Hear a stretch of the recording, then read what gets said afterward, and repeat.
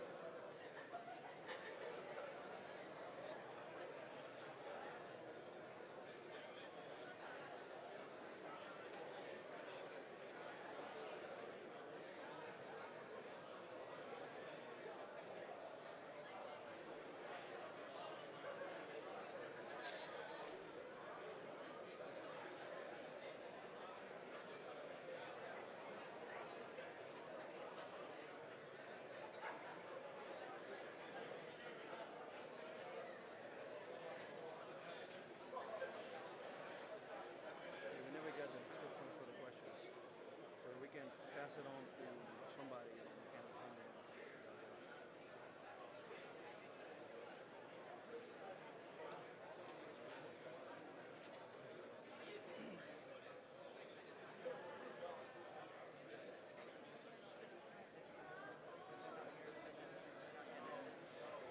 Dude, I'm excited about it.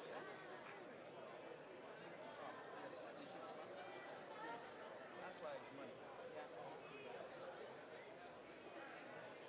Like I told him, I say that version of that. You said coming from you, like that version of that.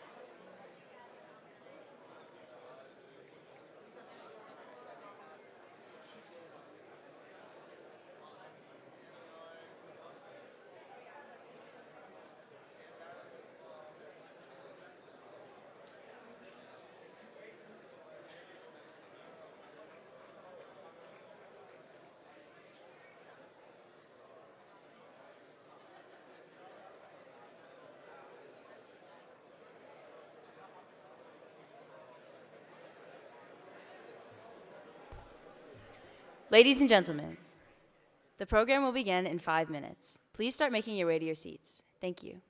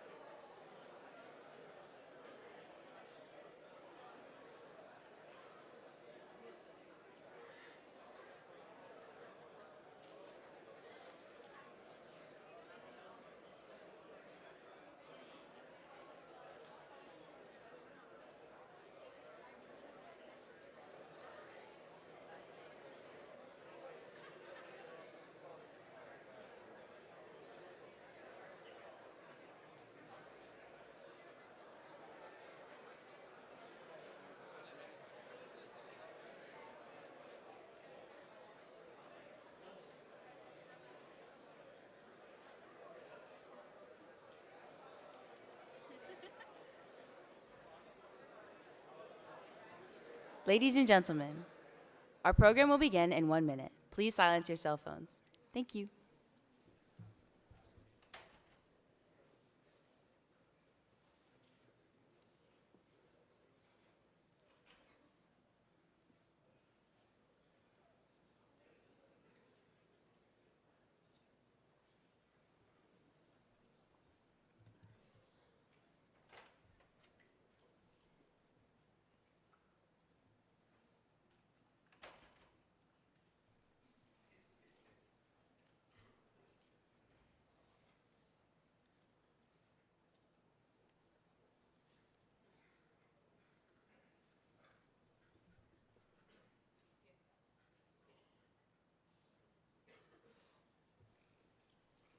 Ladies and gentlemen, please be seated. We would ask for all our guests to please remain seated while our regimental commander, Cadet Colonel Ace Knight, calls the regiment to attention and prepares the regiment for today's ceremony. Regiment! Hunting! Hood! Prepare for the regiment accolade! Can't let go all, sir! Do what to live by! Duty, honor, country, sir! Take seat! Be taught in honor! Good afternoon, distinguished guests. On behalf of the Georgia Military College Board of Trustees, I would like to welcome you to our Leadership Engagement Series presentation featuring Coach Will Muschamp, former NCAA D1 football coach. My name is Cadet Isabella Cordes, a United States Coast Guard Academy cadet from Kailua, Hawaii, and a member of the GMC Junior College Class of 2026, and I'll be your narrator this morning. Before we begin, we would like to take a moment to recognize several of our special guests in attendance. Special guests include Mr. George Hogan, Chairman, GMC Board of Trustees, Major General Terry McHenrick, 22nd President of Georgia Military College, Colonel Nelson Kraft, Senior Vice President of the Junior College, Colonel Rob Ramirez, 43rd Commandant of Cadets, Coach Rob Manchester, Junior College Athletic Director and Head Football Coach, Mr. Rusty Corson, GMC Prep School Athletic Director, Mrs. Barb Ryan, Chairwoman, GMC Foundation, and Colonel Tom Torrance, Hall of Heroes inductee, and other distinguished guests. Ladies and gentlemen, it is my pleasure to introduce Cadet Kennedy Drummond, a U.S. Air Force Academy cadet from Austin, Texas, to introduce our guest speaker.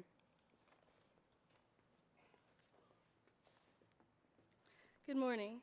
My name is Cadet Kennedy Drummond, and I'm a United States Air Force Academy Falcon Scholar from Austin, Texas. Thank you for being with us today.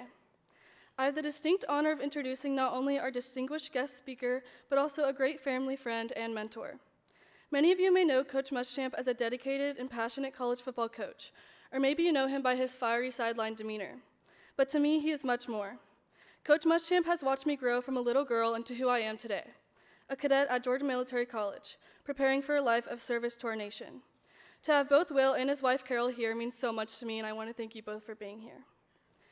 Coach Muschamp is a distinguished leader, mentor, and a veteran coach in Division I college football. A native of Rome, Georgia, he has devoted more than 3 decades to shaping young athletes and building winning programs across the nation. He served as head football coach at both the University of Florida and the University of South Carolina, and has held key leadership roles at Auburn, Louisiana State University, Texas, and the University of Georgia, where he most recently served as defensive coordinator for the Bulldogs' 2021 and 2022 national championship teams. Throughout his career, Coach Muschamp has earned a reputation for developing resilient teams built on accountability, toughness, and teamwork, values that closely align with our mission here at Georgia Military College. As a member of the Corps of Cadets, we frequently talk about leadership and how to be an effective leader. If there's one thing I've learned from Coach Muschamp, it's that he knows how to lead. Whether it's in life lessons or coaching on the field, he always finds a way to make a lasting impact on the next generation. Ladies and gentlemen, please join me in giving a big Bulldog welcome to Coach Will Muschamp. Thank you very much. How we doing? It's great to be here. I appreciate, Kennedy, that introduction. I wrote it, so I want to make sure you guys liked it all. First of all, I want to thank everyone in here that has served our country before. I want to thank everybody that's presently serving our country. And I want to thank everybody in the future that's going to serve our country. Because as an American citizen, I appreciate the freedoms that you provide us. Thank you so much. Let's give them all a hand. I also want to recognize some people here. General McKinnick, I appreciate you letting us come on campus. Colonel Ramirez, appreciate you inviting me to be on campus. I also have a good friend in here, Coach Manchester. Where's Rob at? Here. Coach Manchester, let's give him a hand. I've been on this campus multiple times going back to the 1990s recruiting players at the different schools that I've been at. As you can see, can you hit the next slide? As you can see, I've been at a bunch of schools. I was at Valdosta State in the 90s, and I signed a young man from Milledgeville, Georgia by the name of Reggie Rhodes, who used to coach here at GMC and ended up helping Valdosta State win a national championship. And so I've been through this town a lot. One of my favorite players of all time is a guy named Javon Bullard, who played at Baldwin County High School from Milledgeville, played for me at the University of Georgia, is now starting at the Green Bay Packers. So this town means a lot to me, and this school means a lot to me. The last 35 years of my life, I have been a player, which is kind of a plebe, an employee, a first-year student. I've been in that role. I've been a position coach, which is basically a division head. I've been a coordinator, which is basically a department head. And I've been a head coach, which is basically the CEO. So for 35 years, I've seen leadership from those different angles. I've seen teamwork from those different angles. All right? And I really think the athletic world, the military world, the academic world, and the business world, they're so similar. They're so similar in their styles, especially the military and the athletic world, because of the demands that we put on each other, the accountability that we all got to be able to have. And I think that's really important. Can you go to the next slide? In 1990, I was walking on at the football team at the University of Georgia. My father played at the University of North Carolina. I had two older brothers. One played at Duke University. The other played at West Point. I had no idea what I was getting into. And my dad sat me down about 2 weeks before I reported. And he said, son, I don't know if you really understand what you're about to embark on. You're going to be a walk-on. A walk-on does not get the same opportunities that a scholarship player does. He just doesn't. You're not going to get those same opportunities. There are going to be some dark days. There's going to be some days you really question yourself. Do you really want to do this? Well, I'm kind of looking at him thinking, I'm going to be all right, Dad. You know, I'll be fine. I didn't know. I thought I knew, but I had no idea. So the next time we met before I reported about 2 days, he said, I need you to understand, what do you want the Georgia coaches to say about you when you leave the program? You need to have some sort, he didn't use the term DNA back then, but he said you've got to have some core values of when things aren't going right in your life, you have something to fall back on. That's what great leaders do. That's what leadership's about. That's also what you've got to have within your organization, within your company, within your team. Those sort of DNA traits. So I sat for a while and I told my dad, I said, number one, I want to be known for my work ethic. I'm not going to be the most talented guy in the world. I'm not going to be the smartest guy, and y'all find out I ain't very bright, all right? But I can have work ethic. I can outwork you. God does not put limits on your work ethic in life, right? So I know that I can outwork you. I want to be a great communicator, because if I learn the defense as a defensive back at the University of Georgia, and I can help those guys get lined up that maybe are more talented than me, then I bring great value to the organization. I've got to find value in myself and what I do. And the last thing, and I think it's the best ability, is dependability, which leads to accountability. And when you're an accountable person, you can do a lot of really good things. Because I've been coaching for 30 years, and I've got guys that are extremely talented, and they're not dependable, and they're not accountable, and you can't count on them. I'm going to take the guy with less ability that's dependable and accountable, and I know exactly what I'm going to get on Saturday afternoon or Friday night or whatever day it is. Accountability and dependability. So now I looked at that and I reflect back on my time at Georgia when I redshirted my freshman year, broke my collarbone, dark day. I ended up playing as a freshman, playing a little bit as a sophomore, started as a junior and senior. I was named team captain my senior year in 1994. And I reflect back to that conversation I had with my father. There's no question that helped me get through that time to identify, if you cut me open, that's what I wanted you to see. Okay? So now you fast forward to 2021. I get fired at the University of South Carolina. Don't win enough games. You don't win enough games, you're going to get your ass fired. All right? So I go to Kirby Smart. I get fired that day. That night, Kirby Smart calls me. It's my good friend who I worked with before. And says, hey, I got a job for you. Enjoy your family for a little while. When you're ready to come to work, come back to Athens. So I go to Athens. He was coming off his 5th year at Georgia. Had success, had won the SEC championship, had lost a national championship to Alabama, but he didn't feel like he was getting everything out of his company, his football team that he could do. And he felt like it didn't have anything to do with athletic ability. It didn't have anything to do with coaching. It had to do with more the mental side of things of where do we need to do to take the next step. So he met with a guy named Drew Brandon from Greenville, South Carolina. And if you ever have the opportunity to hear Drew speak, please do. He's really good. And they came up with an anonymous survey for our football team, for our staff. I didn't take it because I wasn't there. But basically, there's a bunch of questions about what can we do better in the organization to let us take the next step as a football team, okay? And they came up with the results of we didn't have an identity at Georgia.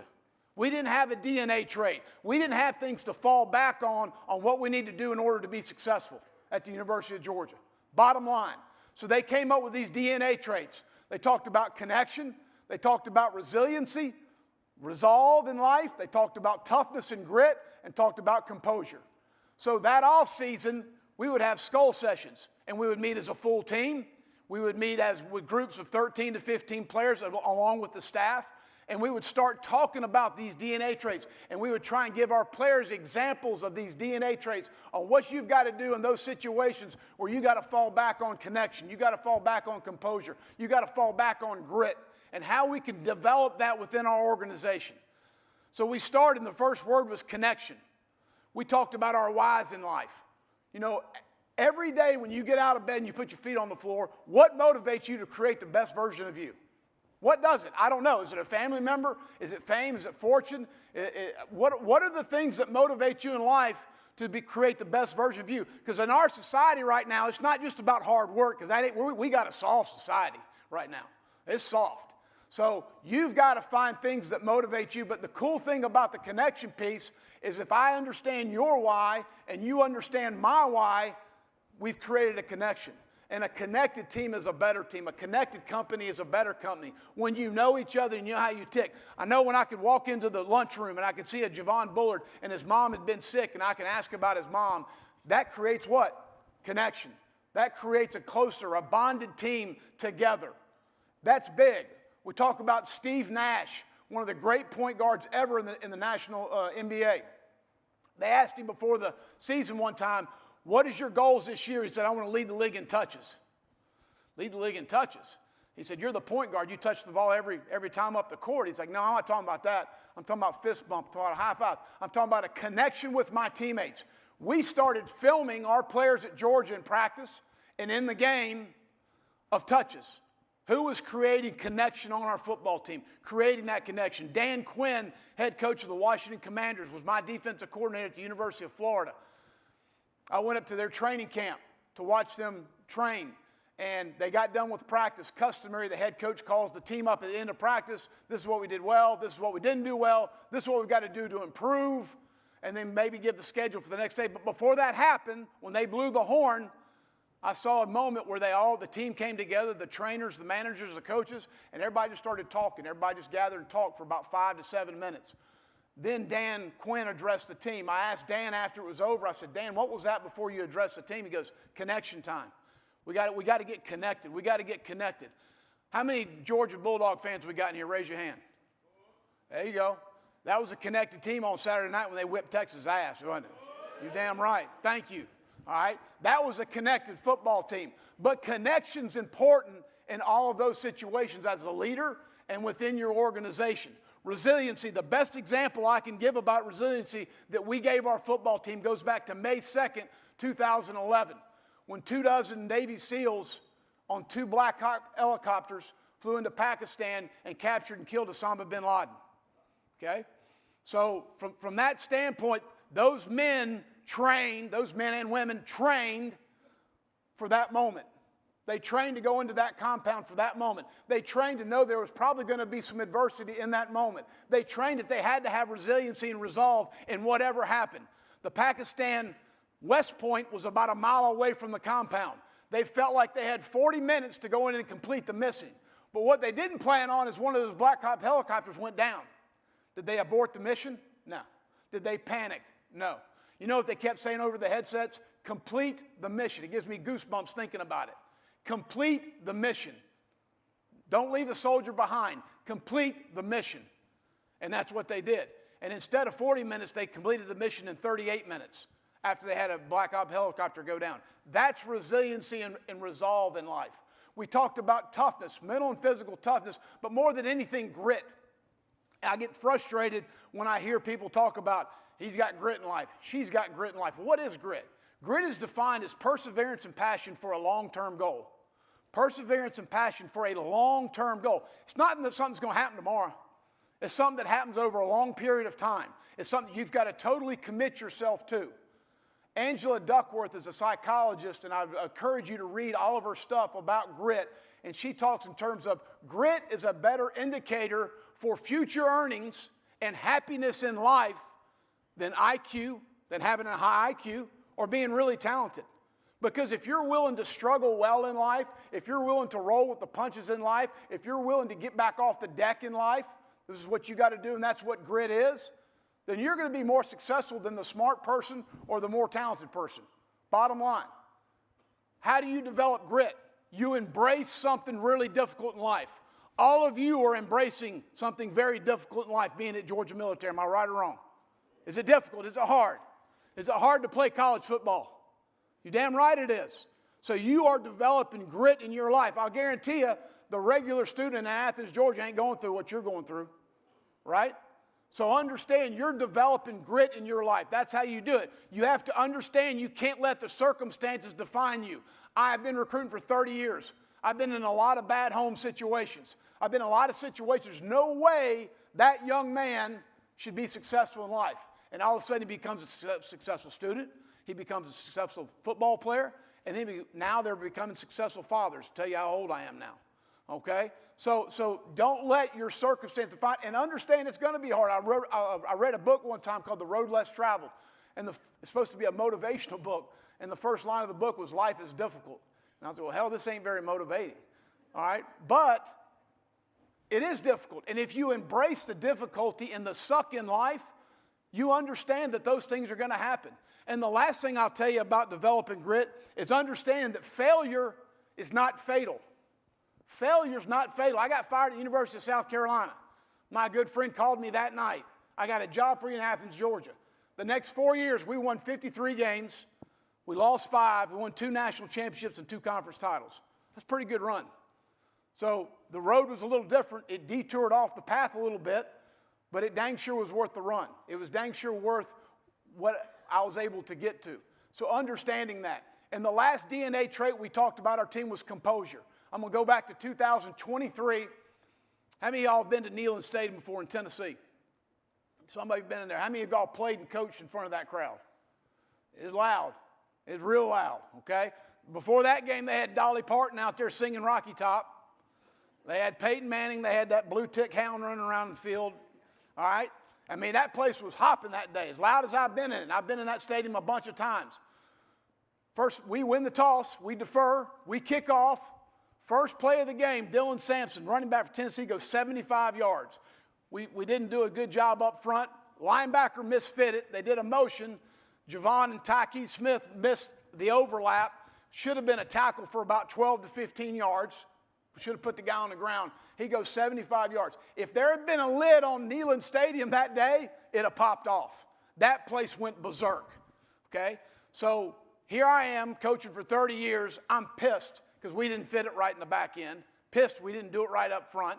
I'm also the special teams coordinator, so I got to go make the kickoff return call. So I'm trying to give them the call, and I got a freshman that looks at me, and we're in the launch pad. We're making sure we got 11 guys. And one of them looks at me and goes, "Composure, coach, get your composure card out." And I was like, I got your composure for you. I wanted to punch him, all right? Then I looked at the other guy, and he said, "Composure, coach, we're good. Composure." I'm like, all right. I gave him the call. Get them out there. They kick off, offense goes on the field. Well, when the offense is on the field, like you guys do, we make adjustments with the defense. So I sit down with the DBs, and I pull my whiteboard out, and I get my marker, and I'm jamming the marker into the whiteboard. I'm so pissed off. And I'm drawing it up. And Javon Bullard, right here from Milledgeville, starts for the Green Bay Packers. Now he looks at me and goes, "Hey, champ, we're good. We know what we did wrong. We're good." And I'm like, all right, we're still going to talk about it. So I started going through it again. Tyke Smith, who starts at Tampa Bay Buccaneers, looks at me and goes, "Hey, champ, composure. We're good." Malachi Starks, who starts at the Ravens, looks at me and goes, "Champ, We're good. So finally, I listened to him because we were close, and I put it all down. So I look at our linebacking core with Coach Schumann, our defensive coordinator, linebacker coach, totally composed. I will go down to Trace Gard, our D-line coach. He's with the D-line, totally composed.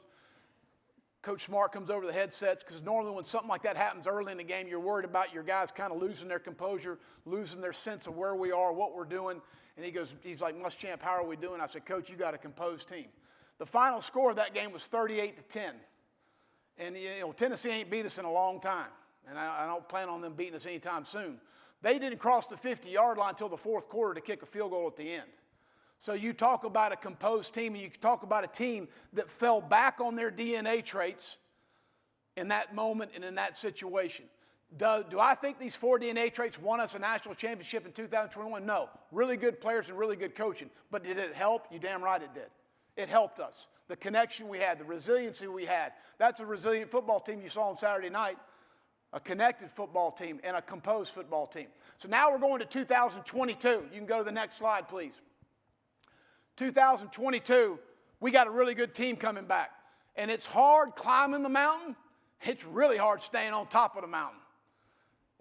When you're winning, when you're 10-1 last year, and you got to be 10-1 again to get in the playoffs again this year. It's hard, isn't it? It's hard. And you got to handle it. You got to embrace what's going to happen with that. So we studied the All Blacks, the rugby team from New Zealand, the winningest sports organization there is. Just think about some of these stats. Over 80% wins since 1884. That's a long time.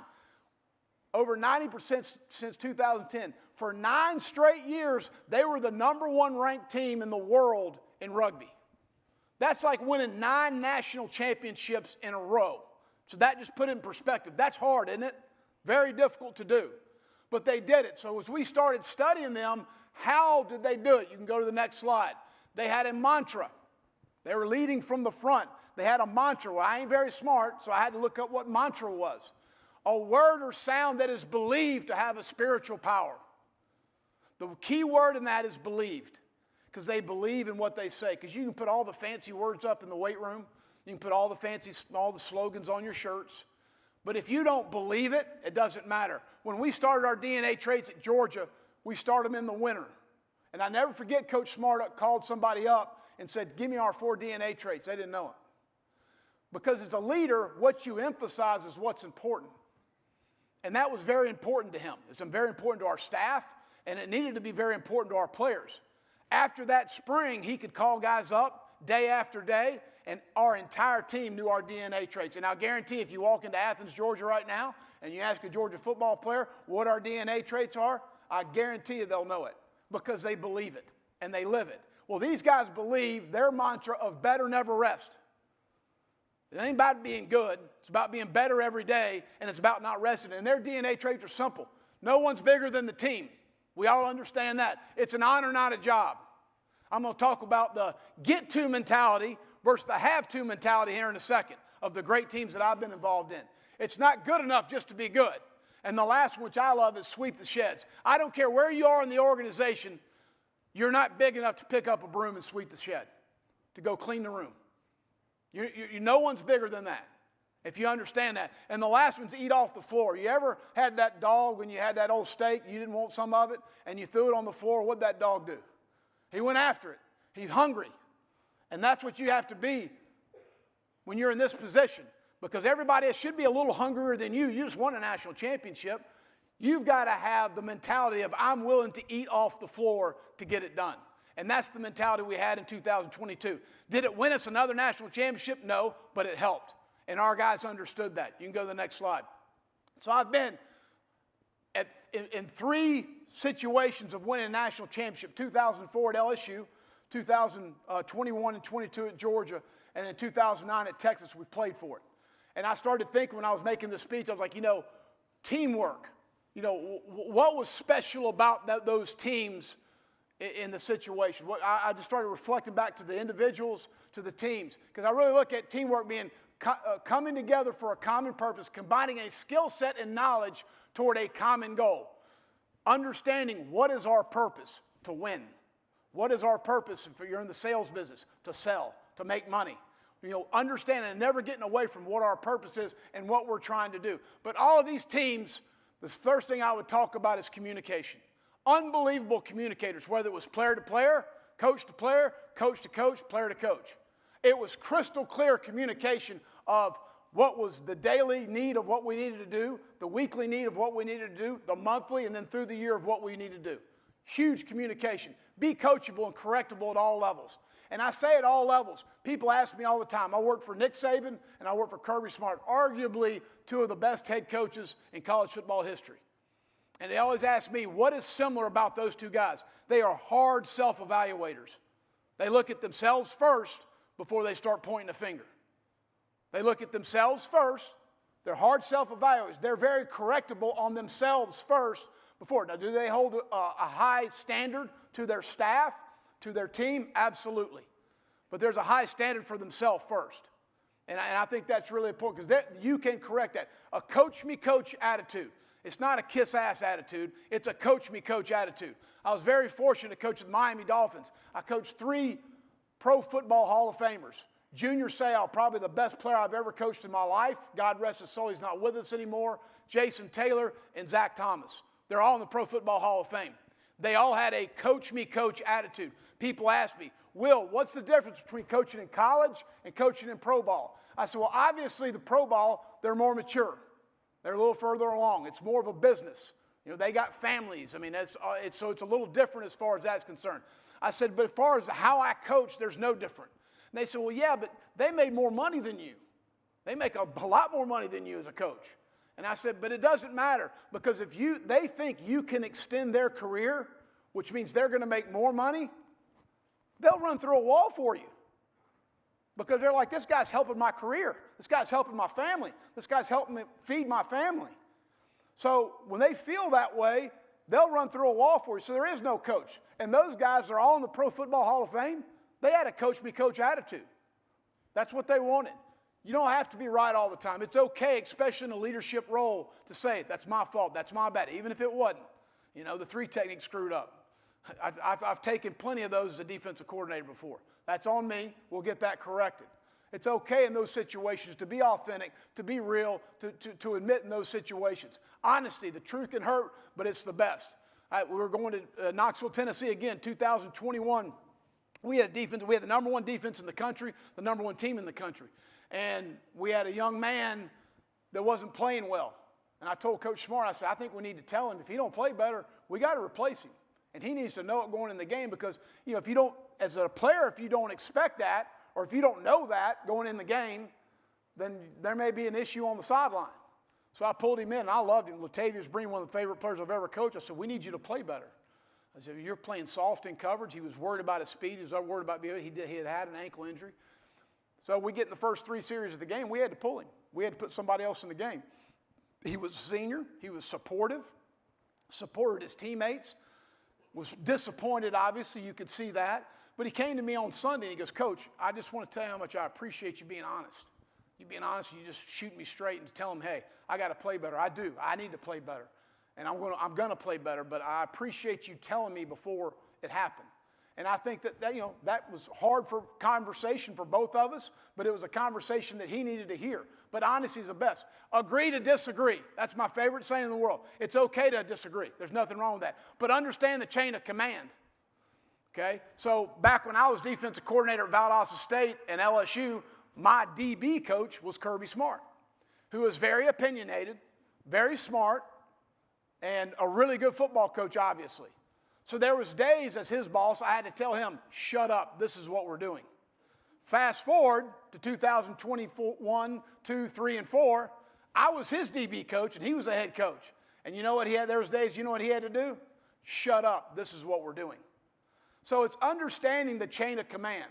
It's okay to disagree. It doesn't mean you're right or doesn't mean you're wrong. And as a leader, you can't really fault somebody that has an opinion, that wants to tell you a different way to do something. But once that decision's made, it's like General Patton said, we're going to go like hell. And the bottom line, we're going to go like hell. And that's what you got to do, that mindset. There's no second guessing. We've all, as coaches, Coach Manchester can tell you, you game plan on 3rd down on Wednesdays. That's my 3rd down day. Wednesdays, we're going to get ready for 3rd down, 4 to 6. That's what we're going to do. Assistant coaches, y'all agree with all that? Oh, yeah, Coach, that's great. That's great. we don't do very good on third down on game day. And you got that coach that wants to walk in on Sunday and go, I didn't think those calls were very good. Well, hey, asshole, you could have said that last week. You know what I'm saying? I mean, hell, say something then. Don't tell me after the game. My mom can do that. I mean, she can tell me that shit didn't work. But no second guessing, unselfish. Those teams were all unselfish.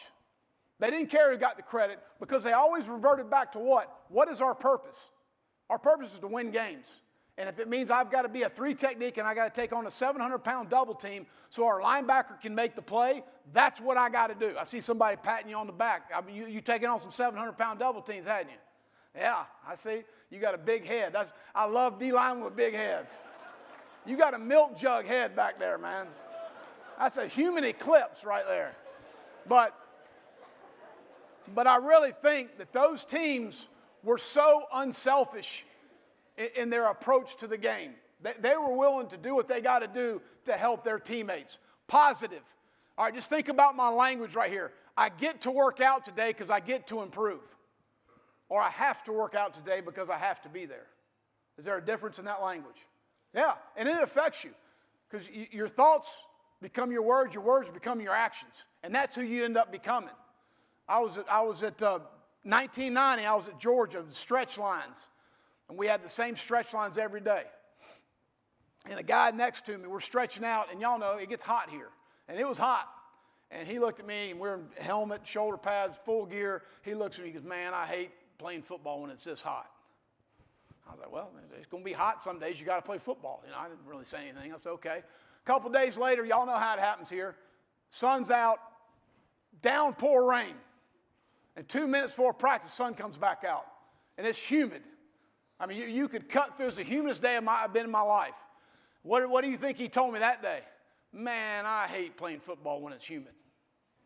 I was all right, you know, okay. We didn't have an indoor back then. About a week later, we're practicing, we're stretching. If it wasn't lightning, we practiced. It's raining. What do you think he told me? I hate playing football in the rain. All right, okay, you know.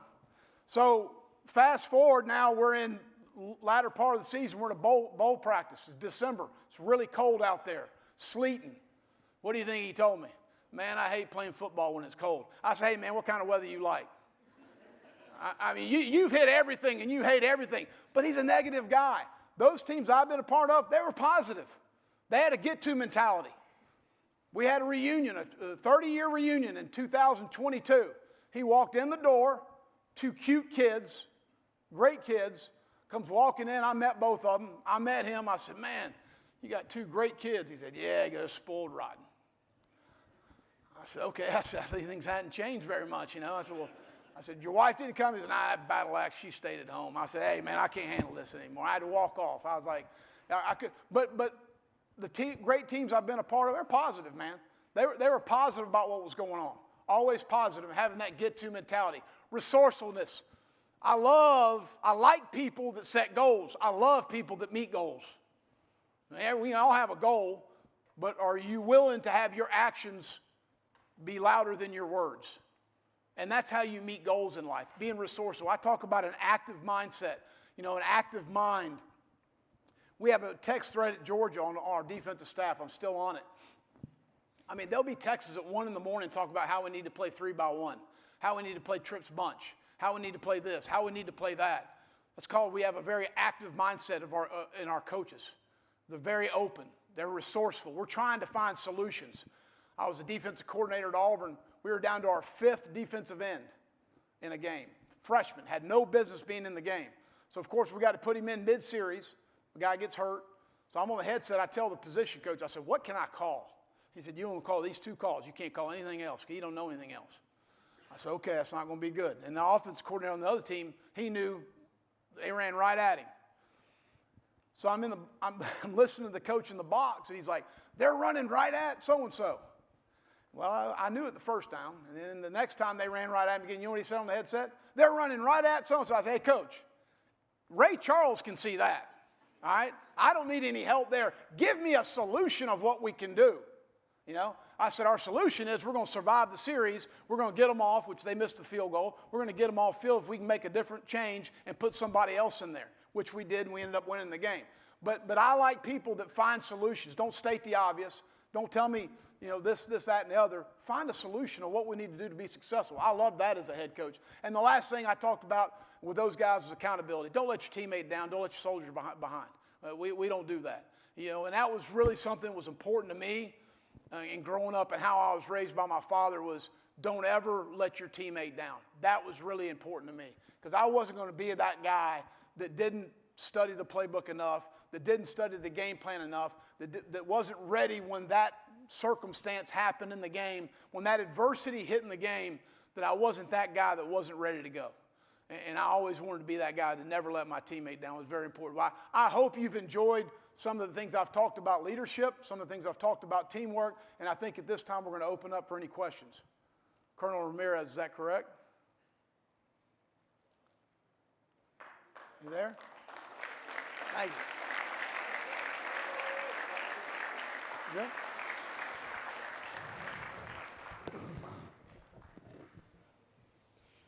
Thank you, Coach Will Muschamp, for your inspiring remarks. Thank you.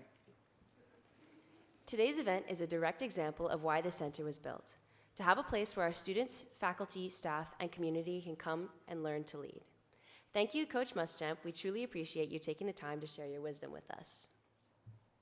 Now, our regimental commander will present Coach Muschamp with a certificate making him an honorary member of the 147th Corps of Cadets and a Commandant's coin in appreciation for his remarks today. Thank you very much. Thank you. Well, thank you. I appreciate it. Thank you. Please join me once more in showing our gratitude to Coach Muschamp. Yeah, appreciate you so much. Yeah, thank you so much. I'll give you a hug. Thank you. Appreciate it. Thank you very much. Ladies and gentlemen, as our Leadership Engagement Series event draws to a close, it is our profound desire that you have been inspired by today's insightful conversations and invaluable lessons in leadership. On behalf of the GMC Board of Trustees and General McHenrick, we would once again like to extend our deepest gratitude and appreciation for Coach Muschamp's presence today. If you're joining us for the meet and greet, please exit to the right side of the theater where staff will be stationed at the doors to guide you into line. If you are not participating, please exit to the left of the building. Again, thank you for joining us this morning.